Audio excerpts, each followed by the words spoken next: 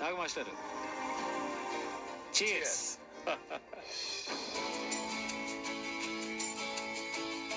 వెంటనే good news అమ్మకి చెప్పాలి. అప్పుడే వద్దులే, నువ్వే చెప్తావా? ఇప్పుడు వద్దు. ముహూర్తం పెట్టావా? కొన్ని చోట్ల ఇంకా పికప్ కాలేదు. మనం ఫ్రీ సర్వీస్ కోసం పక్కన పెట్టిన ఫుడ్ కంటే కాస్త ఎక్కువగానే మిగిలిపోతుంది. మాస్టరు, సక్సెస్ అనేది బడ్డీ కొట్లో టీ కాదు, ఆర్డర్ ఇవ్వగానే వచ్చి చేతిలో పెట్టడానికి. గంటకి 60-60తో వెళ్లే బైక్ మన దగ్గర ఉంటే సక్సెస్ 90 కిలోమీటర్ల వేగంతో వెళ్తుంది. మనం బైక్ని ఎంత పరిగెత్తించినా దానికి మనకి మధ్య ఎప్పుడు అందుకోలేనంత 30 దూరం అలాగే ఉంటుంది. దాన్ని దాటి ఎవడైతే సక్సెస్ని అందుకుంటాడో వాడిని ఇంకెవ్వరూ ఆపలేరు. అప్పుడు చాయ్ పార్టీలు చప్పట్లే కాదు, శాలువాలు పూలదండలు కూడా వస్తాయి. ఇంకా లేట్ చేయకుండా అమ్మతో ఈ గుడ్ న్యూస్ చెప్పు మాస్టారు. నా దగ్గరికి వెళ్ళాలి.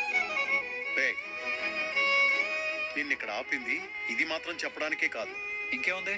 ఈ వీడియో చూడగానే నీకేమనిపించింది? పబ్లిక్ లో ఇంత రీచ్ ఉన్న రెస్టారెంట్ ని జోస్న ఎలాంటి పరిస్థితికి అర్థమవుతుంది. కంపెనీకి నష్టాలు సరిగ్గా బిజినెస్ చేయకపోవడం వల్ల రాలేదు. మరి ఎలా వచ్చాయి? వచ్చిన లాభాలు లెక్కల్లో చూపించకపోవడం వల్ల వచ్చాయి. అదొక ఎగ్జాంపుల్ మాత్రమే. లెక్కలు మొత్తం బయటికి తీస్తే గానీ అర్థం కాలేదు. ఆవిడ గారు చేసిన అరాచకాలు మొత్తం ఎంత? లెక్కపై శివన్నారాయణ గారు గుండె పట్టుకుని పడిపోయేంత. అప్పుడు నాకు మరో విషయం కూడా అర్థమైంది. ఏంటిది? జోస్న శివన్నారాయణ గారి మనవరాలు కాదు.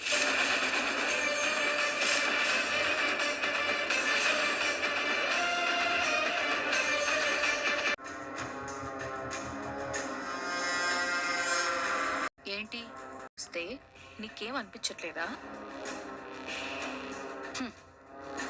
ఎవడి తలరాత ఎవడు తప్పిస్తాడు? నువ్వు తప్పించొచ్చు కదా. ఎలా? ఆలోచించు. ఏం చేస్తే నీ మనవడు మావయ్య దగ్గర వర్క్ మానేస్తాడు? ఇప్పుడు చూడు.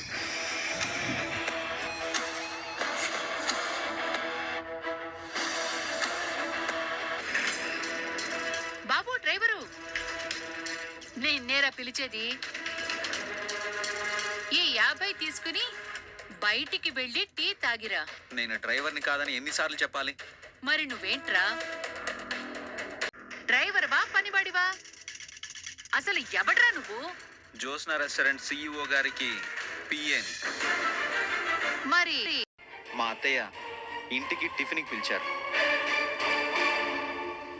బావ మావయ్య గారు స్కూటీ మీద వెళ్ళారు. నన్ను దీపక్ని డ్రాప్ చేయమని చెప్పారు. వెళ్ళిపోయారు. శ్రీధర్కి జీతం లేని పనోళ్ళ నువ్వొకడివి దొరికావు కదా. అందుకే ఈ అడ్డమైన పనులు నీకు. నువ్వు పిఏవైతే ఆఫీస్ పని చెయ్యాలరా, డ్రైవర్ పని కాదు. పోనీ డ్రాప్ చేసి వెళ్ళిపోయావా అంటే వాళ్ళ కోసం వెయిట్ చేస్తున్నావు. డ్రైవర్ తప్ప ఇలా ఎవ్వరు వెయిట్ చేయర్రా. నేను డ్రైవర్ని కాదు, పర్సనల్ అసిస్టెంట్. ఉయ్యా, పారిజాతం మనవడికి పర్సనల్ అసిస్టెంట్ గా చేయాల్సిన కర్మేంట్రా? జాబ్ లేకపోతే ఖాళీగా ఉండు. అవసరానికి డబ్బులు లేకపోతే నన్ను అడుగు. అంతేగాని మామగారి దగ్గర పియ్యగా పనిచేయడం ఏంట్రా? దీన్ని జాబ్ అనర్రా, ఊడిగా అంటారు. నువ్వేదైనా అనుకో. నువ్వు మరీ ఇంత దిగజారిపోయేవేంట్రా? అల్లుడంటే ఎలా ఉండాలి? మామగారి ముందు కాలు మీద కాలేసుకుని కూర్చునేలా ఉండాలి, అని చేతులు కట్టుకుని నిలబడేలా కాదు. నానమ్మా, నా బతికేదో నేను బతుకుతున్నాను, నన్ను వదిలే. బ్రతకరా, అందంగా బ్రతుకు, పద్ధతిగా బ్రతుకు, గౌరవంగా బ్రతుకు. నీ వెనక ఉన్నట్టు నా వెనక కోట్లుంటే ఎన్ని కబుర్లైనా చెప్తాను. నా కొడుకి కోట్లున్నాయా? ఏ, వాడెవరి కిందైనా బ్రతుకుతున్నాడా? ఆయన పోషించడానికి భార్య, తీసుకోవడానికి బాధ్యతలు లేవు. కానీ నాకు అలా కాదు.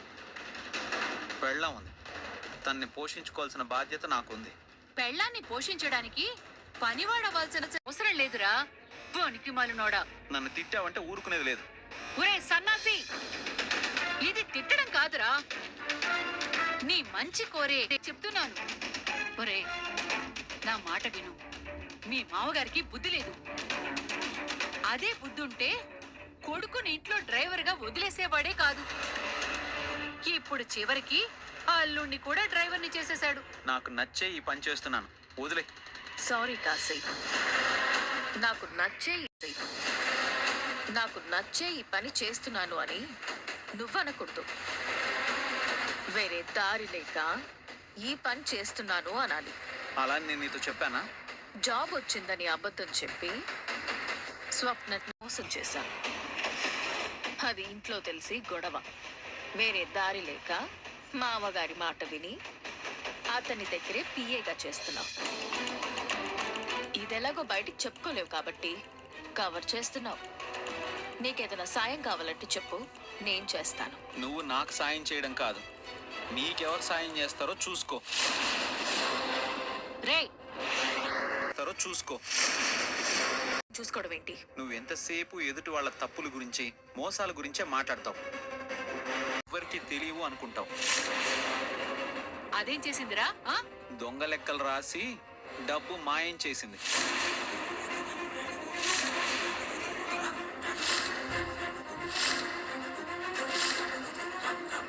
$2,34,00,000 స్కామ్. Just sample. అంతకంటే భారీ స్కామే చేసింది. మా మామయ్య గారు లెక్క కడుతున్నారులే.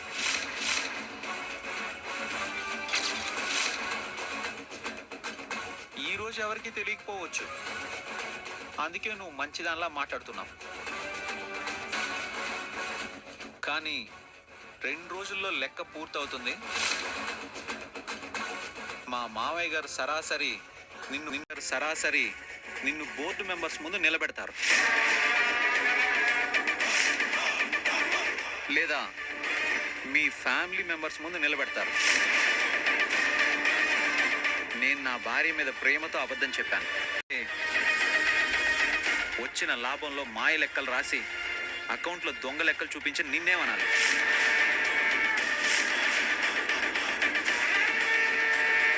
ఏం మాట్లాడుతున్నావురా? నేను సగమే మాట్లాడుతున్నాను. 2 రోజులు ఆగితే మావయ్య గారు పూర్తిగా మాట్లాడతారు. అప్పుడు మీకు అర్థం అవుతుంది ఎవరు ఎలాంటి వాళ్ళు.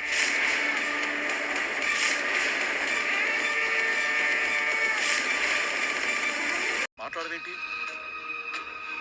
జోస్న ఇంటి బిడ్డ కాదు. ఏం మాట్లాడుతున్నావు మాస్టారు? జోస్ నా ఇంటి పెట్టి కాకపోవడం ఏంటి? నేనంటే నీ కోపం ఉన్నా నన్నైతే నువ్వు నాశనం చేయాలనుకోవు కదా. అలా అనుకుంటావా? ఇంటిని కాబట్టి. అంటే శివనారాయణ గారి ఫ్యామిలీ అంటే ఎవరు? జోస్న ఫ్యామిలీగా. తనని సీఈఓని చేశారు. ఎవరి కంపెనీకి? తన కంపెనీకిగా. యావదాస్తి తనదే అయినప్పుడు తన కంపెనీలో తనెందుకు మోసం చేయాలి? వచ్చిన లాభాల్ని వేరే కంపెనీకి ట్రాన్స్ఫర్ చేసి వాటిని నష్టాల్లో ఎందుకు రాయాలి? ఎందుకు రాయాలంటే తను ఆ ఇంటి వారసురాలు కాదు కాబట్టి. నచ్చినట్టు చేసింది. ఇది బయటికి తెలిస్తే ప్రాబ్లం అవుతుందని మొత్తం కంపెనీలో మనం మెయింటైన్ చేసే అకౌంట్స్ అన్నీ నా ల్యాప్టాప్లో తప్ప ఇంకెక్కడా లేకుండా చేశాను. అయినా మిగతా వాళ్ళకి అనుమానం లేకుండా చాలా జాగ్రత్తగా అకౌంట్స్ రాయించింది. ఇవన్నీ ఎవరిని మోసం చేయడానికి? ఎవరో బయట వాళ్ళు చేశారంటే డబ్బు కకృతి పడ్డాడు అనుకోవచ్చు. జోస్న దశరథ బాబు సొంత కూతురే కదా. తను అలాంటి పనులు చేస్తుందంటే జోస్న ఇంటి వారసురాలు కాదేమో అని నాకు కొత్త అనుమానం మొదలైంది. చూస్తుంటే నా అనుమానం నిజమేమో అనిపిస్తోంది. ఉంటే అనేసుకో మాస్టారు. మరి నువ్వెందుకు మాట్లాడడం లేదు? కంపెనీ అంటే 10 మంది ఉండే కుటుంబం కాదు. అదొక వ్యవస్థ, అదొక బాధ్యత. 100 మంది జీవితాలు దాని మీద ఆధారపడవు. అంతమంది జీవితాలతో ఆడుకోవడానికి మరి ఇదంతా ఎందుకు చేస్తోంది? కారణాలు 1,00,000 ఉండొచ్చు మాస్టారు. మా అమ్మ పేరు భూమిని కొన్నాను, తాత పేరుని ఇల్లు కొన్నాను, మా నాన్న పేరుని కారు కొన్నానంటే కుదరదు. లాభాల్ని కంపెనీ అభివృద్ధి కోసం వాడాల్సిన డబ్బుని సొంత ఆలోచనలకు వాడుకుని పార్ట్నర్స్నే కాకుండా ఇంట్లో వాళ్ళని కూడా మోసం చేసిన జోస్నకి శిక్ష పడాల్సిందే. విషయాలతో జోస్న తప్పు చేసిందని ఇప్పుడు నిరూపించగలవా? కొంచెం టైం కావాలి. వాళ్ళు ఎలా రిసీవ్ చేసుకుంటారో ఏంటో అని. ఎవరు ఎలా రిసీవ్ చేసుకున్నా తాత నీకు అప్పగించిన బాధ్యతకి నువ్వు న్యాయం చేయి. వాళ్ళు కూర్చున్న కొమ్మని వాళ్లే నరుక్కుంటారు. ఇలాంటి వాళ్ళకి మనం ఎలాంటి పేరు పెట్టాలా అని రాసులు నక్షత్రాలు చూస్తూ కూర్చోాల్సిన అవసరం లేదు. ఏం పేరు పెట్టాలో చూసుకోవడానికి అక్కడ తాత అత్త మావయ్య ఉన్నారు. మనవరాలను ఏం చేయాలో తాతకు తెలుసు. కూతురికి ఎలా బుద్ధి చెప్పాలో తండ్రికి తెలుసు. మరోసారి ఇలాంటి